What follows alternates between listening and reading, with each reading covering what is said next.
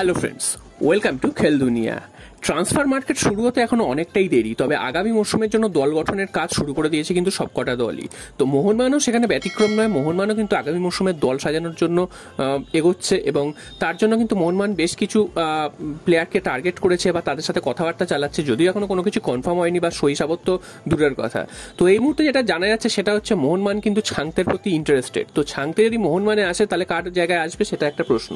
তো ছাংতে যদি আসে সেক্ষেত্রে কিন্তু আশিক কুরুনিয়ানকে মোহনবাগান ছেড়ে দিতে পারে। তোমরা জানো যে আশিক কুরুনিয়ান দীর্ঘদিন কিন্তু চোটগ্রস্ত হয়ে রয়েছে। তো এই মরশুমের শুরুতে কয়েকটা ম্যাচ খেলেছিল, তারপর তিনি চোটের আঘাতে পড়েন এবং তারপরে কিন্তু তিনি এই মরশুমের একটা ম্যাচও খেলতে পারেননি, যার কারণে কিন্তু তিনি একদম বসে বসেই প্রায় স্যালারি পেয়েছেন এবং তাকে কিন্তু মাঠে দেখা যায়নি এবং এই মরশুমে আর দেখা যাবে বলে মনেও হয় না।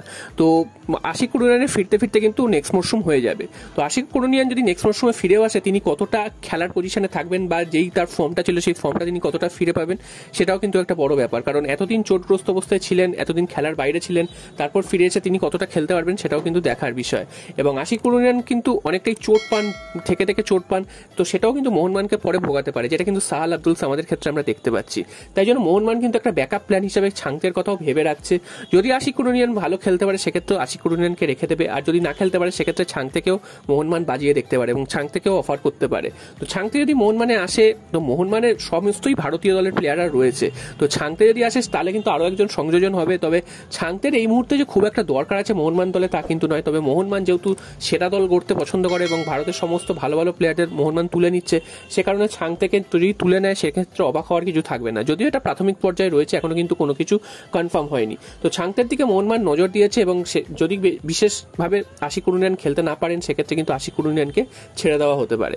এরপর চলে আসে আগামী পরশুদিন মোহনবাগান এবং পাঞ্জাব ম্যাচে, যে ম্যাচটা কিন্তু মোহনবাগানের জন্য ডু অর ডাই ম্যাচ, কারণ এই ম্যাচ থেকে যদি কোনোভাবে পয়েন্ট নষ্ট করে মোহনবাগান কিন্তু লিগ শিল্ড থেকে ছিটকে যাবে। তো এই ম্যাচটা মোহনবাগানের জন্য খুব একটা সহজ হবে না এবং ম্যাচটা কিন্তু ক্লোজ ডোর হবে, অর্থাৎ কোনো দর্শক কিন্তু থাকবেন না এই ম্যাচে। তো এই ম্যাচটা দিল্লিতে হবে, তো বুঝতেই পারছো যে দিল্লিতে মোহনবাগানকে খেলতে হবে ফাঁকা স্টেডিয়ামে, তো মোহনবাগানের জন্য কোনো মতেই সহজ হবে না, যেখানে পাঞ্জাব কিন্তু শেষ মুহূর্তে এসে কিন্তু দুর্দান্ত ফুটবল উপহার দিচ্ছে এবং সেকেন্ড যে ফ্রেজটা শুরু হয়েছে সেখানে কিন্তু পাঞ্জাব অনেক বড় বড় দলকে হারিয়ে দিয়েছে বা রুখে দিয়েছে।